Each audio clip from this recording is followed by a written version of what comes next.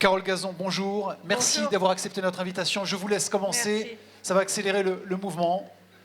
Alors, On est en si tout pleine le monde attention, est bien sûr. installé. Allez, s'il vous Donc, plaît. bonjour à tous, bonjour à toutes, enfin bonjour tout le monde. Je m'appelle Carole Gazon et je suis ici pour vous parler de mon histoire avec l'alcool. Alors, ça a commencé en 2007 où, avec mon mari, on était devenus deux étrangers sous le même toit et j'ai demandé le divorce. Donc ça a été un divorce par consentement mutuel, on n'a pas eu de problème. Je ne buvais pas à cette époque, hein. J'étais vraiment, enfin, un verre ou deux fois par semaine et encore, sauf quand on sortait évidemment.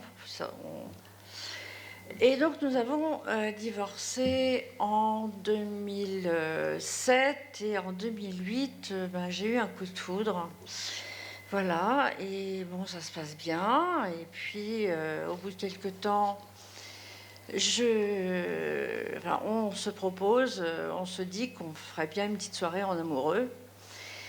Et rendez-vous est pris pour le week-end d'après. Et donc, moi, je suis allée chercher, le samedi matin, je suis allée chercher la bonne bouteille de champagne, je suis allée chercher la bonne bouteille de vin et ce qu'il fallait. Voilà.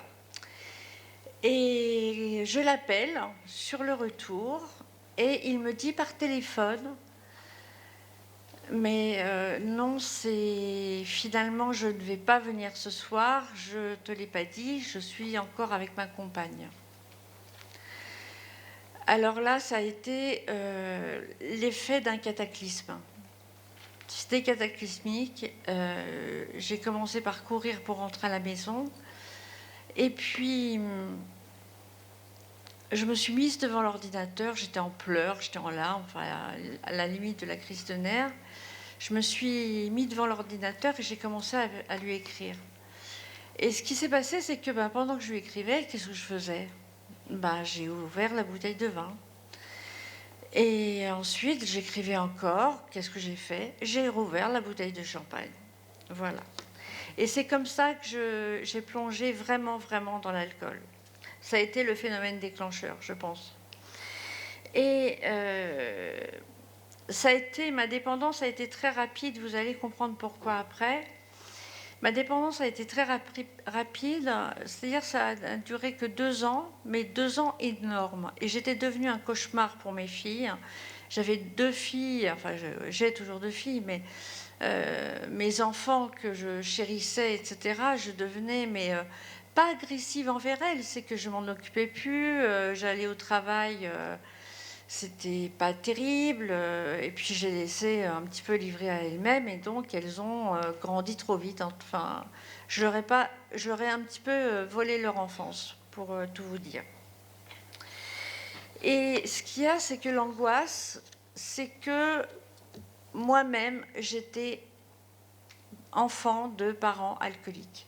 Et ça devenait une terreur. Moi qui ne voulais surtout pas répéter le schéma, ça devenait vraiment une terreur. Et donc, en 2010, j'ai confié à... j'ai confié à leur père, je les ai reconfiés à leur père. Et là, ça a été vraiment un déchirement total. Déchirement total. Et comme un malheur n'arrive jamais seul, en général, ce qui s'est passé, c'est que je travaillais, comme vous le disiez, dans une entreprise du secteur pharmaceutique. J'étais la première femme manager de la boîte. Et pour subir la pression, pour supporter la pression qui est subie, j'avais sur moi des petites bouteilles d'alcool. Et j'allais très souvent aux toilettes. Et ça s'est vu, ça s'est su, et j'ai été remerciée. Bon, pour la faire court, parce que je ne vous explique pas ce qu'il y a eu après. Alors, en 2010-2011, ça a été une année, une année un petit peu transitoire, parce que en 2010, donc, je n'avais plus d'argent, puis étant remerciée pour faute lourde, pas d'indemnité, hein, pas de chômage. Et donc, ce que j'ai fait, c'est que j'ai contracté des crédits de consommation jusqu'à hauteur de 77 000 €. Donc, vous imaginez bien que j'étais un peu dans la panade. Voilà. Et ce qui arriva en 2011, en juillet 2011, j'ai été expulsée. Donc, je me suis retrouvée à la rue. Et paradoxalement, c'est là où là je touchais le fond complètement, paradoxalement, c'est là où je n'ai plus eu envie du tout d'alcool. Je n'y pensais plus. Les priorités, c'était autre chose. C'était de vivre, quoi. C'était ça. Et donc j'ai été hébergée un peu à droite à gauche avec des personnes qui n'étaient pas forcément, comment dire, bien intentionnées. Et quand j'avais nulle part où aller, je me retrouvais dans le métro. Je peux vous dire que être SDF pour un homme, c'est pas drôle, mais pour une femme, c'est terrible. Et j'avais fait la connaissance justement d'une femme, et quand j'étais dans le métro, on était toujours ensemble. Et cette femme qui s'appelait Hélène était mais d'une dignité monumentale. Elle faisait la manche, elle était toute la journée debout. Elle avait son gobelet et elle avait des bottes en caoutchouc. Et bon, ce sont des détails, mais vraiment c'est quelque chose, j'en frémis encore, où j'ai vraiment admiré cette femme. Vraiment, je l'ai admirée. Et puis, comment dire, 2013 arrive, et puis entre-temps, je commence à avoir des hallucinations un peu. Puis je me nourrissais presque pas. Et excusez-moi, parce que c'est la première fois que je parle devant autant de monde, et en plus, ça me retouche. Parce que ce qu'il y a, c'est que ce qu'il faut savoir quand on est SDF, c'est que, ok, on n'a plus de toit, on n'a plus rien, mais on n'a plus d'identité non plus. C'est-à-dire que vous n'existez plus. C'est-à-dire que vous n'avez plus ni nom, ni prénom, ni âge, vous n'êtes plus rien et vous êtes invisible surtout. Et contre toute attente, en 2013, je retrouve un travail d'hôtesse d'accueil. Moi qui avais été manageuse, là, de toute façon, il fallait bien bouffer. Je trouve un travail d'hôtesse d'accueil dans une grande société d'assurance. Et aujourd'hui même, je me demande encore comment ils ont fait pour m'engager. J'étais déjà un zombie. Je commençais à devenir un zombie, mais ils m'ont quand même engagé. Ils devaient vraiment avoir faim, les mecs. Hein. Et ce qui arrivait, donc j'ai commencé à travailler. Et puis, évidemment, il y a les logeurs aussi, donc les personnes qui m'ont hébergée, qui me faisaient des coups du style, ils partaient en week-end sans me prévenir et sans me laisser de clé. Donc, soit je dormais sur le palier, je m'endormais sur le palier en les attendant, parce que la folie commençait à monter. Et, ou alors j'allais rejoindre Hélène. Voilà, c'était ça. Donc, ou alors on me disait, non, tu viens pas ce soir. Et pourtant, j'avais de l'argent. Ce qui est complètement fou, c'est que j'avais de l'argent, parce que je retirais à chaque fois mon salaire avec ma carte, surtout des... Et à un moment, j'ai eu une lubie, c'est que c'était des faux billets. L'argent, les billets, c'était comme des billets de Monopoly. Et quand vous êtes comme ça, alors c'est vrai que j'avais pratiquement 3 000 € dans mon sac à force. Mais vous croyez que j'aurais eu l'idée d'aller prendre une chambre d'hôtel ? Non, j'étais complètement perchée. Non, j'avais trop peur. Les gens me faisaient peur et je me suis dit, si je vais si je prends une chambre pour la nuit, ils vont s'apercevoir que ce sont des faux billets, ils vont appeler la police et je vais être arrêtée. Donc vous imaginez ce qui commence à monter. Déjà le délire commençait à monter. Et ça, tout ça, ça a amusé beaucoup mes logeurs, enfin les principaux, hein. Et c'était un couple, hein, d'une infirmière et d'un médecin, et qui me voyait dépérir, mais de jour en jour. Et il y a eu des abus, donc je ne vous fais pas de dessin. Et je me suis isolée vraiment de tout le monde. Même ma sœur, qui était très inquiète, et on s'appelait tous les jours, j'ai fini par ne plus lui répondre. Parce que lui répondre quoi? Que je devenais folle, que j'étais dans le métro, qu'il y avait des abus chez ces gens-là. Et donc, je ne voulais plus. Puis j'avais tellement honte de moi aussi. Je me sentais tellement honteuse, tellement sale, enfin, salie, souillée. Enfin bon, c'était terrible. C'était une époque terrible. Et fin 2013, là, c'est la vraie folie, la vraie de vraie. Mais quelque part qui m'a sauvée. Donc la folie s'installe vraiment. Alors, à ce moment-là, tout ce qui était autour de moi, c'était un décor.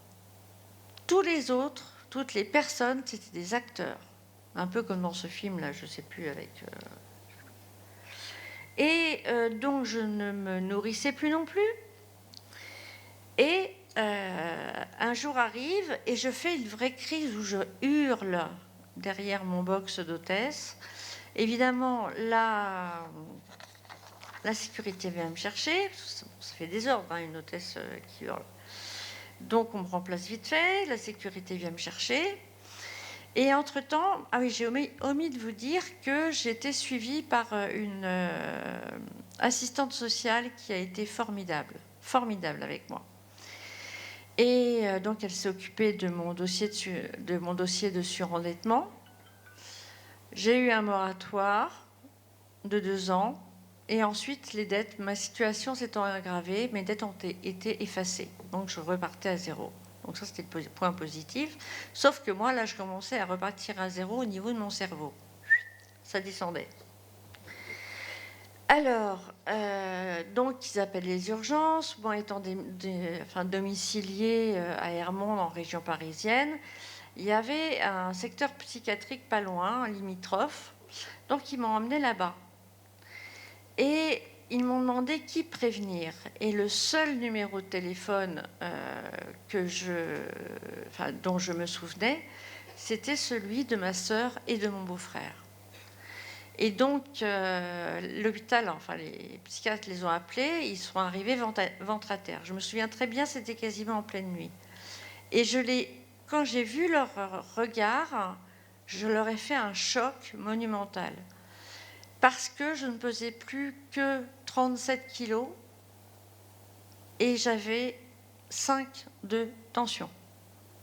C'est-à-dire que ils ne savaient pas si j'allais passer la nuit. Et donc, ils sont arrivés et après, ma sœur et mon beau-frère ne m'ont plus jamais lâché. Et je suis donc restée en psychiatrie, je suis restée 8 mois. Jusqu'au mois de juillet, où ils m'ont diagnostiqué le syndrome bipolaire. Mais le syndrome bipolaire, plus. Et ce qui expliquait, bien évidemment, des comportements que j'avais eus avant, des violences que j'avais eues avant. Parce que la bipolarité, j'y étais, maintenant avec le recul, j'étais déjà bipolaire. Mais on traitait ça avec un coup de Prozac, mais madame prenait un petit peu de Prozac. Donc voilà, ils m'ont mis en un traitement de cheval. J'ai pris 40 kilos en 8 mois. Enfin, ça, c'est le détail.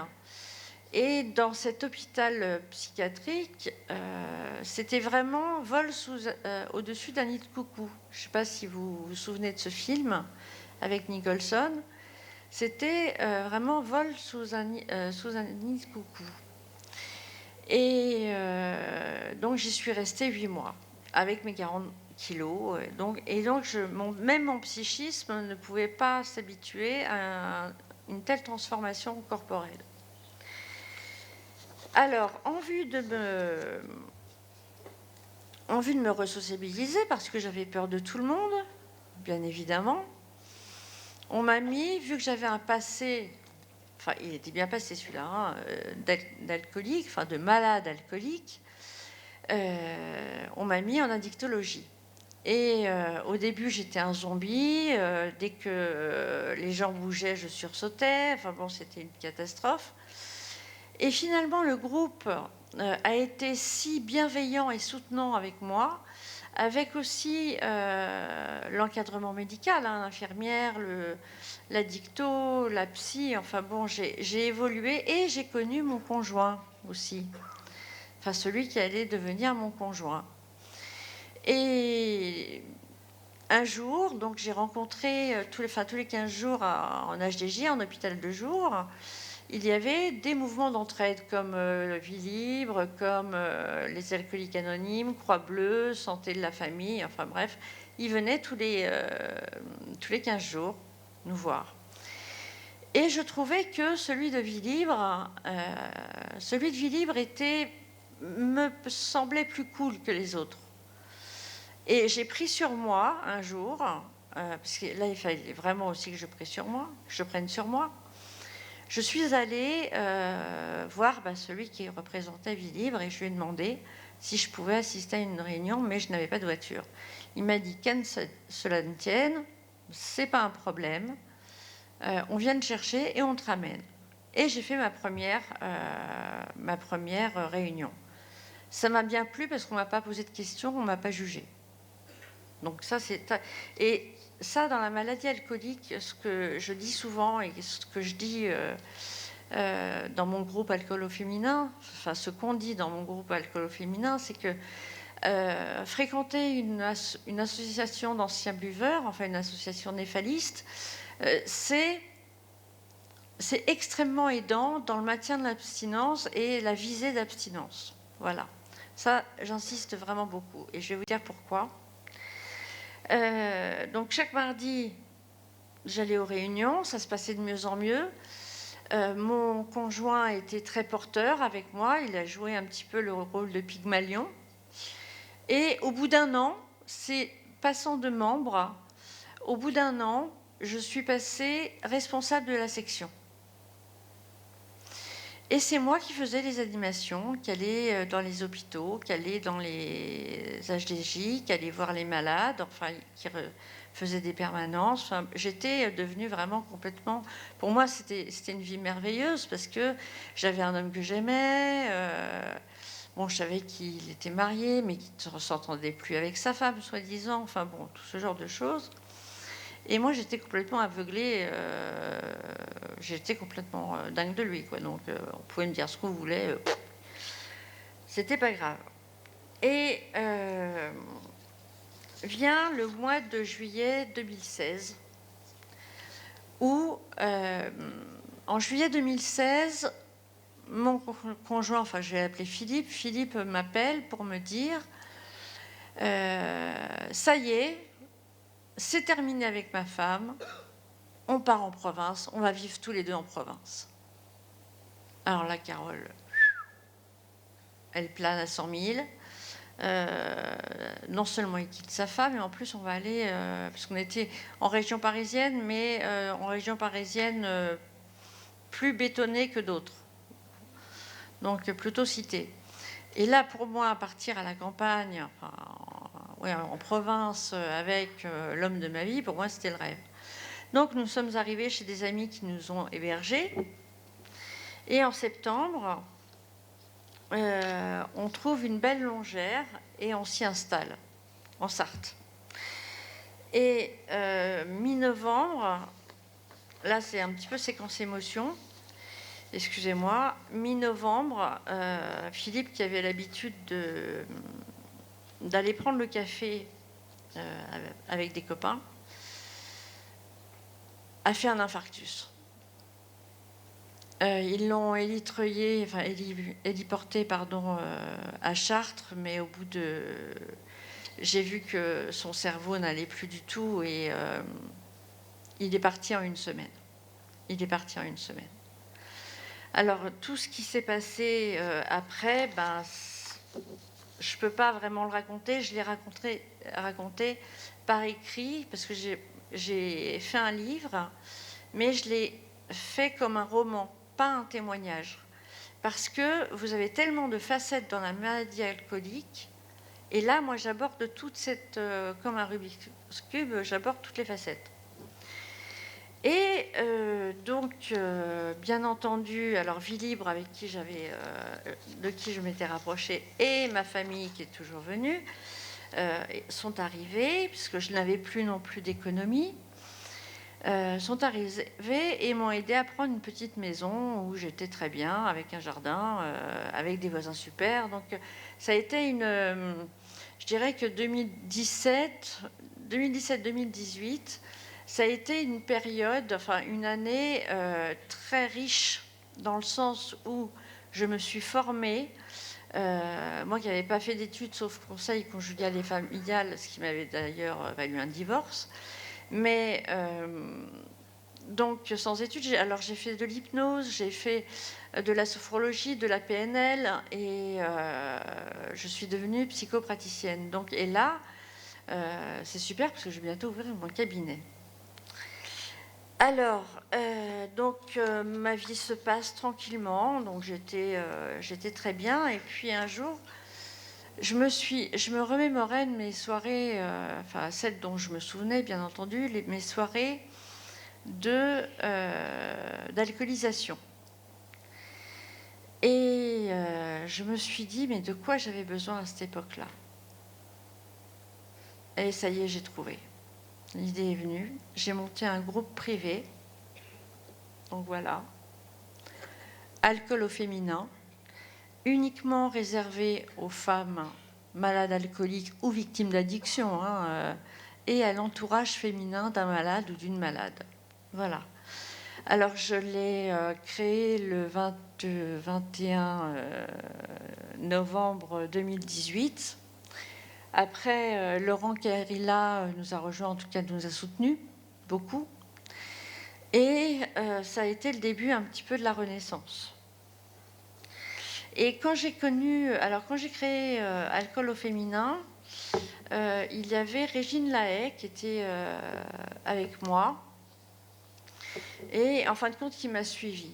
Donc, le groupe ne serait pas ce qu'il est aujourd'hui si je n'avais pas eu Régine Lahaye, et l'inverse est vrai aussi, mais bon, on s'est bien trouvés toutes les deux, et les deux font la paire, quoi. Enfin bon, on est les opposés, mais on a la même vision des choses, surtout dans l'entraide. On fait partie toutes les deux de mouvements d'entraide, et du même en plus, donc voilà. Et à force de lire les posts des unes et des autres, je me suis dit, je vais raconter mon histoire. Parce que j'ai toujours aimé écrire. Je me suis dit, vraiment, je vais raconter mon histoire. Et c'est comme ça que j'ai commencé à écrire ce livre. Voilà. Et ça, c'était jusqu'en 2019, où ça a été aussi relativement calme. J'appelle des années comme ça calmes, même si je bougeais, mais c'est-à-dire qu'il m'arrivait rien de négatif. C'est-à-dire que je n'étais pas en train de me dire « Oula, par où ça va tomber ?» comme je pouvais me le dire auparavant. Et là, fin 2020,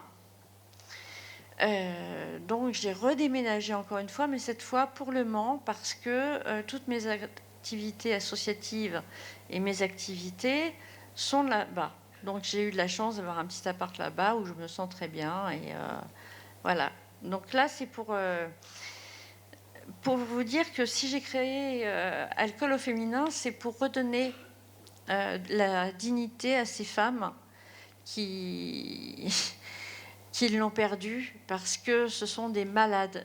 On parle de malades alcooliques, et il faut qu'on arrête aussi de dire... Alors,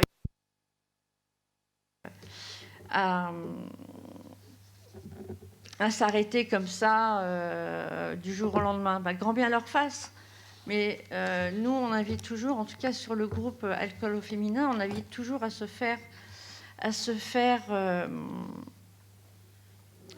entamer une démarche de soins.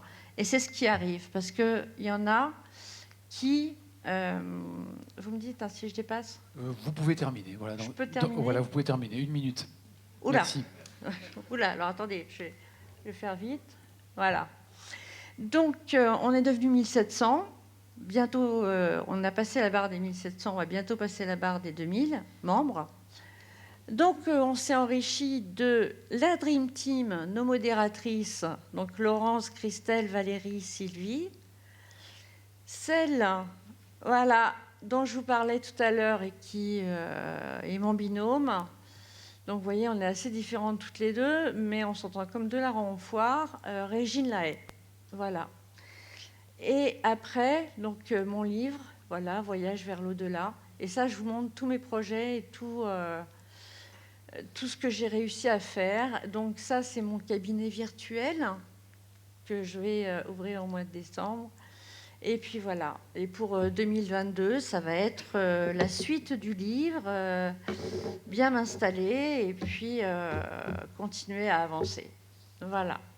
Carole Gazon, pour ce parcours, cette histoire, cette vie, désormais au service des femmes et des problèmes évidemment liés à l'addiction et à l'alcool. Carole, je vous laisse regagner votre place. Merci beaucoup pour ce témoignage fort.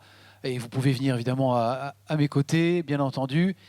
Poursuivre évidemment un autre témoignage, une autre intervention. Il était grand espoir du cyclisme français dans les années 90, il l'a été. Il a bien connu d'ailleurs les années Armstrong, et notamment l'époque Festina. Il était considéré comme le monsieur propre du cyclisme. Son refus catégorique du dopage l'a conduit à l'époque à être ostracisé par une grande partie du milieu et de la profession. Il a subi d'ailleurs des pressions, des intimidations. En 2001, il décide d'ailleurs de jeter l'éponge. Il quitte le cyclisme professionnel sans pour autant d'ailleurs abandonner ses convictions. Au contraire, il travaille désormais sur la prévention du dopage, eu égard à ce parcours. Il est notamment chargé de la prévention des conduites dopantes à la délégation régionale académique à la jeunesse, à l'engagement et au sport, c'est la DRAGE, de la région Nouvelle-Aquitaine. Il est également consultant de l'Agence française de lutte contre le dopage, la LFD. Christophe Basson, bonjour. Merci beaucoup d'être avec nous sur ce plateau cet après-midi dans le cadre de ces 9e assises de la prévention des addictions pour témoigner et nous partager votre expérience sur le dopage et l'antidopage. On vous écoute. Bonjour. Donc, j'ai l'impression de sortir un peu parce que j'amène d'un coup le sport dans cette journée, mais je crois que William en reparlera tout à l'heure, il me semble bien. Et j'écouterai d'ailleurs attentivement ce qu'il dira, notamment sur la bigorexie. Ce que je vais faire, c'est vrai qu'aujourd'hui, je suis donc pro de sport avec des compétences police-judiciaires pour lutter contre le trafic de produits dopants notamment, mais surtout avec le travail depuis maintenant 25 ans sur la prévention des conduites dopantes et même, je dis plus largement, sur la prévention des conduites déviantes, parce que j'ai vu au fil des années que le discours que je tenais en fait et les actions que je pouvais mener étaient communes à tout en fait, puisque les causes premières souvent sont les mêmes. Et c'est pour ça qu'aujourd'hui, je vais essayer de vous relater rapidement un peu mon histoire pour après essayer de vous faire part un peu de toute la réflexion que j'ai depuis 25 ans par rapport à cette petite partie de mon histoire qui a fait beaucoup parler de moi, c'est vrai, qui fait qu'aujourd'hui je suis là d'ailleurs, sinon vous ne me connaîtriez même pas. Mais juste pour un peu expliquer la suite. En fait, moi, je suis pas du tout issu d'une famille sportive, mais vraiment pas du tout, mais très, très addict à la nature, à l'environnement. Donc déjà, ça c'est un premier aspect, pas avec du lien, pas avec de la comparaison, mais surtout me retrouver seul dans un environnement pour ressentir les choses. Une sorte de méditation, je dirais, en faisant du sport, le vivre présent, vivre le moment présent. Et donc, addict à la nature et petit à petit, besoin d'aller de plus en plus loin. Je découvre, j'ai un VTT à l'âge de 14 ans. Je fais du vélo avec mes potes et un jour, on décide d'aller faire une grosse compète qui était le Roc d'Azur, une finale de Coupe d'Europe. Et là, étant non licencié, je termine 3e de ma catégorie où j'étais junior 1. Là, on vient me voir, on me fait prendre une licence. Donc, je prends une licence l'année qui suit, en 92, l'année de j'ai 17 ans et demi à ce moment-là. Et là, ça va super vite, en fait, puisque derrière, je deviens rapidement, en 3 mois, champion régional. Je me retrouve en équipe de France au bout de 6 mois. Alors, il n'y a pas spécialement beaucoup de mérite. C'est qu'avant, j'ai beaucoup pratiqué, seul peut-être, mais à développer des aptitudes physiques pour avoir des capacités qui me permettent derrière de performer à un certain niveau. Et là, c'est l'année de mon bac, en fait, cette année-là. Donc, je passe un DUT génie civil, où je m'éclate, 39 heures de cours, mais pas trop de vélo. Et après, à l'issue de ces DUT, en fait, on me propose de faire, à l'époque, on avait 10 mois d'armée obligatoire, et de faire l'école interarmée des sports, ça s'appelait le bataillon de Joinville. Face à cela, mon beau-frère, qui était ingénieur agronome depuis 2 ans, je ne trouvais pas de boulot. Alors, c'est vrai que moi, j'avais la possibilité aussi d'accéder à une école d'ingénieur travaux publics à Toulouse.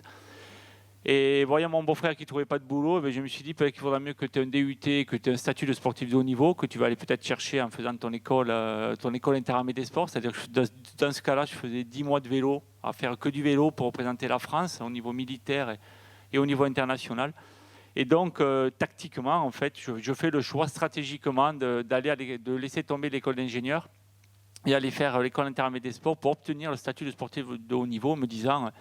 Et bien, au bout de 10 mois, tu auras ce statut. Et je pense que les entreprises sont friandes de ces sportifs de haut niveau. Et avec un DUT, tu entres dans la boîte et après, tu montes en tant qu'ingénieur de manière interne. Et c'est comme ça que tu vas faire ta vie. Et donc, je fais 10 mois d'armée où là, je fais que du vélo. Les victoires arrivent. Donc, rapidement, voilà, des victoires internationales. Et là, à la fin de ces 10 mois, j'ai 3 propositions de passer pro. Alors, pour la petite anecdote, en fait, on était 18 à l'armée. On était 16, ils étaient 16 à vouloir passer pro, on était 2 à ne pas spécialement le vouloir. Et moi, je fais partie des 3 qui sont passés pro derrière, alors que ce n'était pas du tout mon intention. Mon but, je vous le rappelle, c'est juste avoir un boulot derrière. Et là, je suis confronté à le choix. Bon, bref, je me retrouve rapidement dans une équipe qui est l'équipe Festina de l'époque, qui était la numéro 2 mondiale. Et là, d'entrée, je découvre ce qu'est le dopage organisé. Où clairement, je signe pour 3 ans. On m'explique tout de suite que le néo-pro, il ne doit pas prendre des gros produits. Pendant les 2 premières années, c'est interdit, c'est-à-dire hormones de croissance, testostérone, EPO. Mais que par contre, bien sûr, comme tous les amateurs le font, tu peux aller à fond sur la caféine, les corticoïdes, etc. Et d'ailleurs, j'ai bien entendu parler des corticoïdes. Je maintiens qu'il y a peut-être un côté addictif aux corticos derrière. Et ensuite, donc je rentre, je maintiens mes positions parce que moi je savais que j'avais les meilleurs tests en fait, les meilleurs tests hivernaux en amateur. Et là, je vois que je suis fascinant aussi, j'ai les meilleurs tests physiques, VO2, etc. Et j'ai comme obsession de vouloir montrer qu'on peut y arriver sans se doper. Et là, rapidement, je vois les effets de dopage, meilleurs durant l'hiver, passé le mois d'avril, je ne vois plus le jour. Et c'est là que petit à petit, on vous amène à essayer de le faire, à vous pousser à le faire. Parce qu'en plus, pour ceux qui s'y connaissent un peu, j'avais un taux d'hématocrite à 41. À l'époque, on limitait à 50. C'est le nombre de globules rouges, pour faire simple. Donc moi, il y avait une certaine marge de progression, en fait. J'avais les meilleurs tests, alors que j'avais 20% de progression en termes de globules rouges. Donc j'étais assez prisé là-dessus. Et là, petit à petit, on vous y amène. Alors la première, c'est marrant, parce que c'est la première fois où on m'a attiré vers les produits. C'est même pas pour aller gagner une course, c'est tout simplement, je vous la fais simple. Première année, j'arrive chez les pros et à la fin de l'année, on fait le jour de l'an ensemble. Il y a 12 pros, dont l'autre qui nous accueille. Je vous passe les titres, champion. La Vuelta, maillot vert, etc., qui nous accueille. Et en fin de soirée, à milieu de soirée, vers minuit, 1h, je vois 11 autres qui viennent me chercher. J'étais le néo-pro du groupe. Et qui me disent, viens Christophe, viens avec nous. On descend, on va au sous-sol. Et là, on traverse le sous-sol avec des grosses voitures. Puis c'est quand même une référence, ce coureur-là. Et alors, on arrive au bout où il y a un angle comme ça de mur. Vous savez comment c'est un sous-sol, il y a des parpaings partout, il y a des trous dans le mur, et où la personne, l'autre, commence à sortir des choses du mur, enveloppées dans du sopalin. Au début, je ne distingue pas, on est en arc de cercle, il commence à distribuer au premier, et avant que ça arrive à moi, en fait, je vois les premiers qui déroulent, et qu'à l'intérieur du sopalin, il y a une seringue de type insuline, et puis il arrive vers moi, et puis il me dit, ça y est Christophe, ce soir tu vas rentrer dans la famille. Et là, il me tend la seringue enveloppée de sopalin. Et là, le réflexe, c'est de dire non automatiquement. Mon obsession, elle était là et je refuse déjà. Alors, voilà, déjà, première question, comment se fait-il que moi, là, je suis là, j'ai 21 ans et demi. Face à moi, j'ai des champions qui pourraient être mes idoles et pourquoi moi, je suis capable de dire non à cet instant. Donc ça, la réponse, elle n'est peut-être pas unique. Il y a une petite multitude de réponses, on essaiera de le voir tout à l'heure.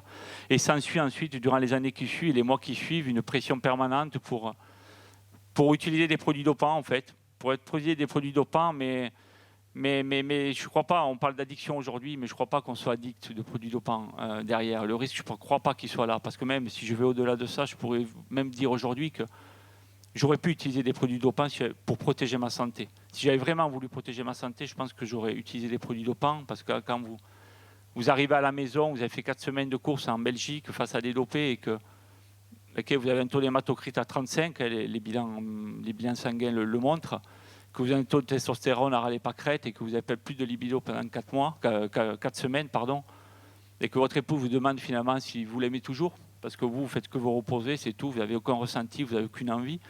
Vous vous dites, est-ce que c'est réellement bon pour la santé, en fait, faire ce sport-là? Et là, je me pose beaucoup de questions, et arrivé en début 98, je décide d'arrêter le vélo. Je discute avec mon épouse, mon père, ouvrier à maçonnerie, ma mère, agent d'entretien, qui gagne à eux deux la moitié de ce que moi je gagne à faire du vélo, quelque chose qui me plaît. Et bien, je décide de continuer, de remonter sur le vélo, et arrive une semaine avant le Tour de France 98, sur le Tour de France, encore une méthode pour vous pousser vers là. Je suis convoqué pour reconduire mon contrat par l'équipe Festina, qui espère beaucoup de moi, en fait, de par les différentes capacités. Et clairement, le manager m'accueille dans sa chambre avec le médecin, et qui me propose un nouveau contrat à signer. Globalement, à l'époque, c'était en francs, excusez-moi les jeunes, mais c'était 20 000 francs, donc je gagnais environ 3 000 euros par mois. Alors, on me propose de gagner 4 500 parce que j'avais quand même des qualités assez intéressantes, et surtout, on ne voulait pas que j'aille ailleurs. Mais en contrepartie, on me dit clairement, on me propose un deuxième contrat à côté, et on me demande que si je m'engage à prendre peu au moins de croissance en testostérone, je signe pour 45 000 euros par mois. Donc à l'époque, le calcul, c'était 200 000 francs. Et là, une fois de plus, je fais le choix. 4 500. Pourquoi? Peut-être qu'aujourd'hui, je suis père de famille, j'ai 2 enfants, j'ai des engagements, j'ai des investissements. Peut-être que je ferai l'autre choix, j'en sais rien. En tout cas, j'ai fait celui-là, et le choix fait qu'une semaine après, l'affaire Festina éclate. Un soigneur est arrêté sur la frontière avec 350-400 produits dopants. On démontre qu'ils sont à destination des coureurs sur le Tour. Et là, tout me tombe sur la tête. Je ne suis pas sur le Tour, moi, pas du tout. Je n'avais pas fait pour. Je ne faisais pas, soi-disant, le métier pour pouvoir aller sur le Tour. Ça ne me dérangeait pas, mais le métier, comme ça, je ne voulais pas trop le faire. Et donc, ça me convenait très bien à moi. Et là, bien sûr, je suis catalogué comme tout le monde. Je fais partie de l'équipe Festina, des 28 coureurs. On est tous convoqués par la police, gendarmerie. Police, on est entendus, on nous prélève des cheveux, on fait tout ce qu'il faut. Et là, par chance, on me dénonce, en fait. On me dénonce, c'est-à-dire que les coureurs de l'équipe, pour se défendre, disent tout simplement que tout le monde le fait. Tout le monde le fait dans le peloton. La preuve, sur les 28 coureurs de l'équipe Festina, il n'y en a qu'un qui ne le fait pas, qui ne prend rien du tout, c'est Christophe Basson, en fait. Pour se défendre, il me dénonce comme être le coureur net, en fait. Comme être le coureur qui est dans la déviance. Puisqu'à l'époque, en fait, la déviance était devenue la norme, et la norme était devenue la déviance. Faire le métier, c'était se doper. Ne pas se doper, c'était ne pas faire le métier. Et donc, moi, j'étais celui qui déviait, qui n'était pas du tout, qui ne se pliait pas aux habitudes du groupe. Et là, j'ai tout le tapage médiatique dessus. Bon, il faut savoir qu'avant le Tour, donc j'avais signé pour 4 500, l'affaire éclate, je suis recontacté par Française des Jeux. Et là, je pars pour faire une saison en 99. Alors là, je ne vous cache pas, c'est vrai que 98, c'est là où j'ai les meilleurs résultats, fin d'année, début d'année 99, où j'ai mes principales victoires chez les pros. Donc j'attaque une saison en 99 à la Française des Jeux, et là, le début de saison est en ma faveur, la peur du gendarme, je dirais. Et je fais mes plus gros résultats et j'obtiens ma sélection pour le Tour, et je fais le Tour 99, que gagnera Lance Armstrong pour la première fois. Et là, voyant que ça repart, je dénonce clairement que ce n'est pas normal que le dopage est revenu, qu'on ne peut pas gagner sans se doper. Et je m'affronte un peu à tout ce monde-là. Je me mets à dos tout le peloton, mon équipe, le peloton. Je commence Lance Armstrong, m'attrape par l'épaule. Mais enfin, il y a plein de choses, des mois de tension. Je quitte le Tour à la 13e étape. Je tombe dans 5-6 mois de dépression. Et là, derrière, après une nouvelle réflexion, mais sachant qu'avant le Tour, j'avais signé un contrat pour une nouvelle équipe 2000-2001, qui était Jean Delatour. Et là, je mise tous mes espoirs là-dessus, en expliquant qu'il faut peut-être une reconversion professionnelle, il faut prévoir une formation professionnelle à ces sportifs, pour qu'ils ne soient pas prisonniers d'une situation, qu'ils aient toujours un coup d'avance, en fait. Parce que je crois qu'une des solutions est celle-là, et qu'ils aient toujours un coup d'avance pour ne pas être à la merci de la décision des autres. Et finalement, l'équipe ne suit pas. Je vois que ça se passe mal, ça passe du harcèlement moral au harcèlement physique. Je me retrouve 3-4 fois dans le fossé, avec des coups de coude, des coups de poisson. Et là, je décide de faire une formation prof de sport que fait mon épouse. Et voilà, et je deviens prof de sport en juin 2001. Je casse mon contrat de cycliste pro. À l'époque, je devais être à 8-9 000 euros. Et je démarre au prof de sport au 1er septembre 2001 sur Bordeaux. Et voilà, dans différentes missions. Et je récupérerai la lutte et la prévention du dopage en 2003. Alors, pourquoi cette histoire? C'est que depuis, je m'occupe de la prévention. Et j'ai rencontré plein de personnes quand je cherchais à savoir pourquoi moi je ne me suis pas dopé, les autres oui. Mais moi j'ai surtout réfléchi, je suis intervenu plusieurs fois et j'ai beaucoup échangé avec de nombreuses personnes à ce sujet. Et alors, rapidement, pour vous résumer un petit peu mon histoire et comment moi je la résume, en fait, je la résume déjà en 3 étapes. C'est la première étape, c'est la résistance en fait au dopage, à la tentation. Souvent, les gens ont dit que j'étais courageux d'avoir fait ça. Je ne crois pas que ce soit du courage. Vous me parlez tout à l'heure de la différence, mais le courage, c'est faire quelque chose dont on a peur de faire. Et j'ai jamais eu peur de ne pas me doper, au contraire. Donc, j'ai vraiment juste suivi mes valeurs, et je pense que c'est vraiment une question d'estime. On en a parlé tout à l'heure. Mais l'estime, quand je parle d'estime, c'est la vraie bonne estime de soi. C'est-à-dire, c'est pas la personne que je vois régulièrement au boulot qui a besoin de dire que sa collègue arrive à 8h30, c'est-à-dire avec demi-heure de retard, pour dire qu'elle est bien. Non, enfin, la vraie bonne estime de soi, c'est quand on se regarde le soir, je me regarde, que je me brosse les dents devant le miroir et que je me ressasse, je me récapitule toute la journée, savoir si j'ai fait du bien aux gens, si j'ai rendu des gens heureux, et si finalement ce que j'ai fait de belles choses dans la journée. Et j'ai pas besoin de me comparer aux autres pour le faire. Et je crois que ça compare ça aussi avec le sport, où je n'avais pas spécialement besoin de battre les autres. Je me servais des autres justement comme de l'adversité qui me permet d'aller au-delà de mes douleurs, en fait. C'est plus un collègue qu'un ennemi, je crois, dans le sport, et je crois que c'est un peu comme ça qu'il faut le voir. La deuxième étape, donc là, bien sûr, la première, c'est jusqu'à l'affaire Festina, clairement, où là, ça a pété. Ça a été un gros soulagement pour moi derrière. Et après, derrière, je me suis retrouvé dans la deuxième étape qui était un peu l'opposition au milieu, où là, je me suis dit, ben voilà, aujourd'hui, les gens savent, tu as sûrement une mission à assurer, mais maintenant, il faut l'assurer jusqu'au bout. Alors, je ne sais pas si c'est parce que mon grand-père était anti-franquiste et s'est battu contre ça, j'en sais rien. Il y a peut-être un peu de ça, où on l'a longuement discuté, mais je me suis donné cette mission et à essayer de changer un système. Bon, depuis, j'ai bien compris qu'un système, on ne le change pas. C'est peut-être en changeant les individus petit à petit, pendant des années, qu'on arrivera à changer le système. Mais que dans tous les cas, ce n'est pas en y rentrant dedans qu'on le change. Et du coup, ben voilà, là, ça a été le plus dur, parce que je pense qu'en termes d'opposition, on a un quota. On a un quota où, au bout d'un moment, on pète les plombs. Et d'autant plus que j'ai mis d'autant plus de cœur, que je pense qu'il y avait un semblant de vengeance à l'intérieur. Pendant 3 ans, j'en avais bavé, et puis là, j'avais le sentiment que, que ça se retournait, que en fait, c'était pour moi. Et donc là, j'ai pété des plombs avec la dépression. Et après, je parlerai de la troisième étape, qui est pour moi la plus importante et la plus enrichissante, et qui est peut-être le meilleur moyen de sortir des moments difficiles. C'est quand, lorsque j'ai terminé, j'ai repris le vélo en 2000 et que j'ai vu cette violence qu'il pouvait y avoir avec moi. J'ai de suite compris que la violence, ce n'est pas simplement pour me faire du mal, c'est juste que c'était des gens qui essayaient de se protéger, des gens qui n'étaient pas bien. Et là, j'ai de suite compris que finalement, parmi les 180 coureurs du peloton, qui était le plus heureux, c'était moi. Même si c'était moi qui ne gagnais pas les courses, même si c'était moi qui me prenais les coups, finalement, si les autres avaient besoin de donner des coups, c'est qu'ils étaient malheureux et qu'ils avaient peut-être besoin de ça pour chercher un jour le bonheur, qu'ils, à mon avis, n'atteindront jamais. Mais peut-être ce fameux faux bonheur qu'ils pensaient espérer atteindre un jour. Et à partir de là, en fait, j'ai commencé à réfléchir sur... Alors, j'ai d'abord réfléchi sur des facteurs de risque, bien évidemment, comme on fait habituellement, comment on arrive à tomber dans le dopage. Mais j'ai souhaité réfléchir surtout sur des facteurs de réussite ou de bonheur durable, sachant qu'on n'a pas tous le même bonheur, mais encore faut-il que les jeunes, on leur donne la capacité d'y réfléchir à ce qu'est le bonheur.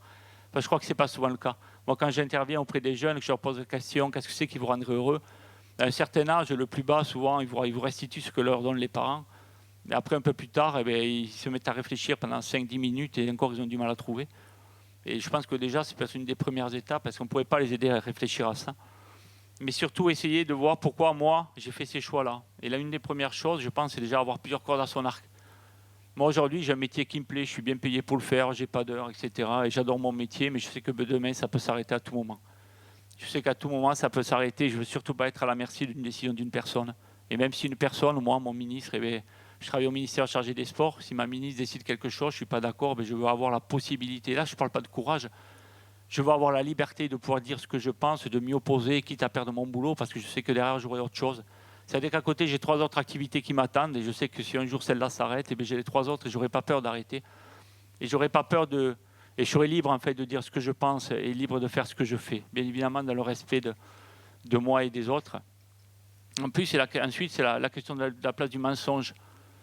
On peut avoir tous un secret, mais je pense qu'il est important de l'avoir que pour soi en fait. Parce qu'à partir du moment où vous avez un secret que les autres connaissent, vous êtes prisonnier de ces personnes-là. Mais aujourd'hui, s'il y a autant de silence dans le sport de haut niveau, dans le sport professionnel, que ce soit le cyclisme, le rugby ou d'autres, c'est que tout simplement tout le monde a des secrets sur tout le monde. Et à partir du moment où une personne commence à parler, elle a le retour d'élastique immédiat. Donc elle ne peut rien dire en fait. Et donc ces personnes-là sont rendues prisonnières, je dirais, d'un système, du secret. Et où finalement, aujourd'hui, on est une société où on nous enlève de la liberté. Mais moi, je voudrais juste, et vous verrez, c'est au fil de ces facteurs que je veux le démontrer, c'est que je pense que la liberté, on peut se la construire, à condition de se fixer des objectifs et surtout mettre tout ce qui est en place pour la garder. Et ensuite, quand je suis arrivé, tous les gens que j'ai rencontrés m'ont souvent dit « Purée, t'as pas eu de chance de faire du vélo à cette époque-là ». Et moi, je dis non, au contraire. Moi, j'étais super chanceux, en fait. Super chanceux parce que j'ai vécu tout ce que j'ai vécu, ça m'a permis de réfléchir à tout ça et d'être qui je suis aujourd'hui. Et la chance, je ne crois pas trop à la chance, en fait. Je ne sais pas si vous connaissez cette étude de Wiesmann qui s'est posé la question, je crois, sur au Royaume-Uni, sur les chanceux, malchanceux. Il ne comprenait pas pourquoi des gens se disaient malchanceux et d'autres chanceux. Il a interrogé 200 personnes d'un côté, 200 de l'autre, et il leur a posé un questionnaire, et notamment les faits de vie qui leur faisaient dire qu'ils étaient chanceux, et les faits de vie qui leur faisaient dire qu'ils étaient malchanceux. Bien évidemment, chez les chanceux, il y a 80% de faits de chance, et chez les malchanceux, 80% de faits de vie de malchance. Et en rapprochant les deux questionnaires, il s'est juste rendu compte que les faits de vie étaient les mêmes, si ce n'est que certains les ont transformés en chance, d'autres en malchance.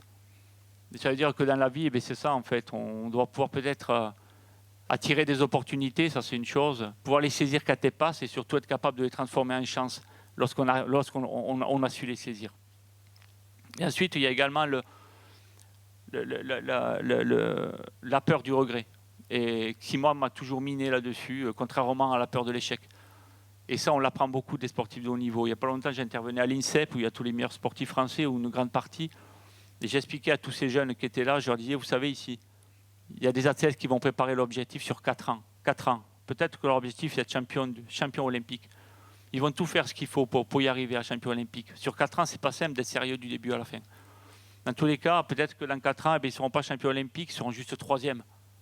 Et c'est sûr que d'en avoir bavé pendant 4 ans, ils vont avoir les boules d'être 3e. Mais au final, ils auront fait ce qu'il fallait, et puis c'est comme ça, mais ils s'en feront. Mais la douleur, la pire des douleurs, ce n'est pas celle-là, en fait. La pire des douleurs, c'est quand finalement, ils vont peut-être faire 3e, mais qu'ils savent qu'un mois avant, il pleuvait, il faisait froid, ils n'ont pas été faire les séances qu'il fallait. Ils n'ont pas assez bu, ils sont peut-être allés manger au McDo 2 fois, ils se sont peut-être couchés au-delà de minuit pendant plusieurs fois. Peut-être que cette opportunité qu'ils avaient de devenir champion olympique, elle ne repassera pas, en fait. Et ça, ce regret, ils l'auront toute la vie. Parce que l'opportunité qu'ils avaient, qu'ils auraient pu justement transformer en réussite totale, parce qu'ils n'ont pas eu ce manque de sérieux, ils se le reprocheront peut-être toute leur vie. Et je pense que cette culture d'éviter le regret est importante dans cette capacité à être libre toute sa vie, en fait. Également, tout ce qui est... mais ça, c'est personnel, j'en parlais, mais je pense qu'on doit aussi apprendre à se faire plaisir dans de la contrainte et pas automatiquement dans du confort immédiat. C'est vrai qu'aujourd'hui, on est société, on a tout ce qu'on veut immédiatement. Mais souvent, on le sait, il y a des études sur faire patienter les enfants sur certaines choses ou autres. Je crois que c'est important là-dessus, et du moins que ces choses-là doivent se mériter. Vivre le moment présent et en tirer profit, c'est évident, et avoir être ambitieux tout en ayant un gros pourquoi. Un gros pourquoi je le fais. Et souvent, quand je travaille auprès d'équipes de France, donc équipes de France, notamment d'athlétisme, je leur fais réfléchir à ce qu'ils veulent être en fait dans 6 mois, dans 4 ans, dans 8 ans, dans 15 ans, dans 50 ans, sur le plan sportif, sur le plan professionnel, mais surtout sur le plan personnel. En fait, pour qui ils veulent être, comme quelle personne ils veulent être perçus dans 10 ans. Est-ce qu'ils veulent être perçus comme une personne honnête, une personne qui a gagné des grandes compétitions, un bon père, un bon... Vous savez, une chose qui m'a quand même bien marqué, et ça peut paraître banal pour beaucoup d'entre vous, mais quand mon fils est rentré en seconde, qu'il a changé d'établissement, il est arrivé, et puis la première fois qu'il rentre en classe, il ne connaît pas ses copains. Il y a le prof de maths qui fait le tour de la salle, de la classe, il fait les noms, il donne les noms, et puis il dit Thibaut Basson, et il dit oui. Et il va vers lui, il lui dit tu as un lien avec Christophe Basson? Et mon fils, il lui dit ouais, c'est mon père.